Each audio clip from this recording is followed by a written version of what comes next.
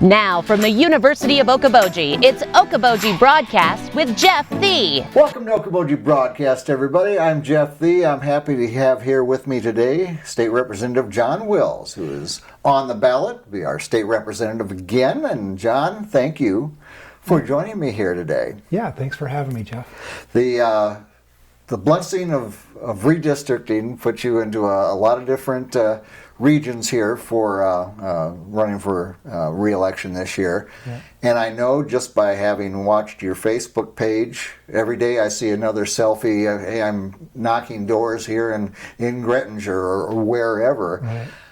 How important is that getting out and talking to the people directly, going to their doorstep, taking the time to do this? How important is that?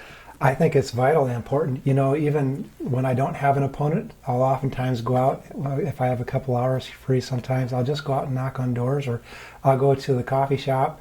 It just so happens I can see more people by going and knocking on doors, and especially more people that aren't expecting to talk to me. Yeah. And I think that's really key. You can go to forums, and the people that go to forums, they're going to see you. Yeah. And they're going to express their points. Well, I want to hear some of the points that are maybe not evident as well. And so I've invested a significant amount of time to door knock and go out and talk to people. But I think, the reason you're seeing it on this Facebook is it's election time and it's election season. Sure. So I have to make sure that people know that that's what I'm doing, because I can always, maybe I knock on 500 doors total in the last couple months. Well, not everybody sees that. Just those 500 people did. And so if I put it on Facebook, then everybody can see that I'm out working. But I would say this: don't wait for me to come knock on your door. If you have an issue, or if you have something that you'd like to talk to me about, give me a call or send me an email, because that's what we're all about. Yeah. As you go into new areas, you've had the same district here for as long as you've been in office. Do you hear different issues that maybe people just pop out there? Hey, we got this going on. Boy, the big issues. Here's the issues that I'm hearing about is inflation and the economy. I think they're tied together. It's not really something that we can do a lot about here in the state of Iowa, because the federal government is spending all this money, and that's causing this inflation. However, we did a tax cut last year. That was one of our what is the biggest tax cut in history of Iowa. That's going to help. So we've set ourselves up here in the state of Iowa to be able to handle and be more resilient with this inflation. But inflation is the number one issue that people are talking to me about. I would say crime, even though here in Northwest Iowa we don't have a lot of crime, but people are talking about it. Yeah. People are worried that it will come to Northwest Iowa. I'd say education, and some of the issues with inflation or education are, parents are worried about what their students are being taught. Yeah. We had really good news today where our kids' test scores turned out to be really some of the best in the nation. And I would look at that and say, that's because the legislature and the governor said, schools, you will go back to in-person, and so many other states didn't, and they're suffering. Their kids are suffering. Yeah. And so we look towards, back then we were told that we're heartless and we're cruel. But look at what we've done. We've set our kids up for success. Yeah, it's interesting you should say that, because I just saw a news report earlier today talking about how, and I suppose mostly metropolitan bigger states, but I believe it was reading and math scores down, not just a little, significantly. Yeah. And how much does that hurt the kids moving forward in their life? That's exactly the study I was talking about. Yeah. And you know what? Reading is huge. And I want to always say that I appreciate teachers and what they do, because they have a tough job. But reading is an absolute indicator for how many people you're going to have in prison. Yeah. And so when you've got low reading scores and low, ability for people to read, they're going to be in prison. And so we need to really look at that and understand that. What we've done is we've set ourselves up for success, where so many other states, who knows what's going to happen in the 10 years or whatever, right, with their prison populations because of COVID. I want to say because of COVID, but it's not. It's because of the policies that are implemented because of COVID. Right. And we continue to have been for a long time, huge STEM state, supporting STEM. So important things going forward. So looking back at the last session, what are some of the takeaways that you thought, boy, we really, really achieved some great things last year? Well, I already mentioned the one, the tax cuts. It's going to affect every person in the state of Iowa that pays taxes, and so it's going to put more money in your pocket. I really am a believer that if the government is collecting too much money, it's not, well, we can spend more now. Yeah. That's not the purpose of the government. The purpose of the government is to run programs and to protect people and to make sure that everything is safe and working fine in the state.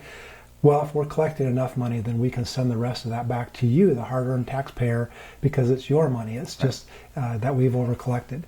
And so that's exactly what we're going to do. And so that's number one. And in fact, that's going to happen as early as January.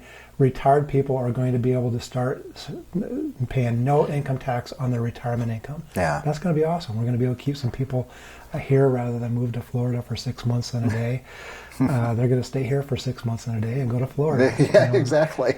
I think that we did a lot for workforce development, child care, which is a workforce. We've really done a lot of good things for workforce, but we need to do a lot more. Mental health, we've got some really good things going for mental health. I would say we're not done. What's going to be one of the things that's going to be on the ballot on November 8th, or unless you're voting early, is flip that ballot over and vote on the constitutional amendment to keeping the right to keep and bear arms. So that was something that we did over about a 6-year period, but finally this year it's on the ballot. So those are some really great things that we've done, and we've had a lot of good successes, and we're going to continue to move things forward. Yeah, I often hear the term, it's chipping away at an issue. Yeah. You don't tackle it and fix the whole darn thing in the 100 days or so that you're down there in one session. Yeah. It's taking those baby steps and moving forward and getting to where you want to be over time. I had a civics teacher when I was in high school that said that, if nobody gets exactly what they want, then it's probably the most perfect bill or legislation that there ever was. And so you got to really kind of go at it with that in mind, that nothing that you are going to do down there are you going to get it 100%, because there's 100 people in the Iowa House, guaranteed that somebody has something different they want to do with your idea and make it theirs as well. So, and a lot of them are type A personnel. So we all just want to get what's right for our constituents and do what's right for our home areas. So here in 2 weeks, John, if I'm going into the ballot box, well, why should I go pull the lever for State Representative John Wills for another 2 years? Yeah, that's a good question, because, this is my 8th year. So why shouldn't I be done already? And so here's the deal. I ran 8 years ago when Virginia Donovan came up to me. She said, "You're going to run for state office and you're going to win." And I'm like, "No way, no, I'm not." And so for several months, I started thinking about that. And I'm like, I'm really fed up with our kids moving out of our state. And, then what happens, where kids are all leaving our state, they're going for better opportunities and that sort of thing. And so that was kind of the gist of why I decided to run, to bring our kids back, to keep them here, create more opportunities for our kids and for future generations. And I think we've started down that path. Yeah. I think the tax cuts, workforce development issues that we're working on, they're all getting us closer to that. I just don't think that we're quite where we want to be. I also think that we need to adjust some things on education.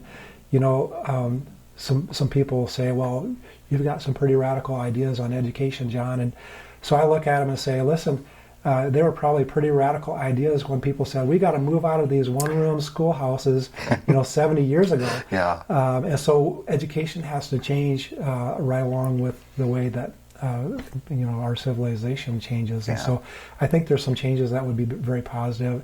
And so those are some things that I'm personally working on. But overall, I want to continue with the same successes that we've had. I've been a staunch defender of freedom. I have championed bills that would provide businesses to be able to function from their home. Food safety, I work with the Secretary of Agriculture on a food freedom bill.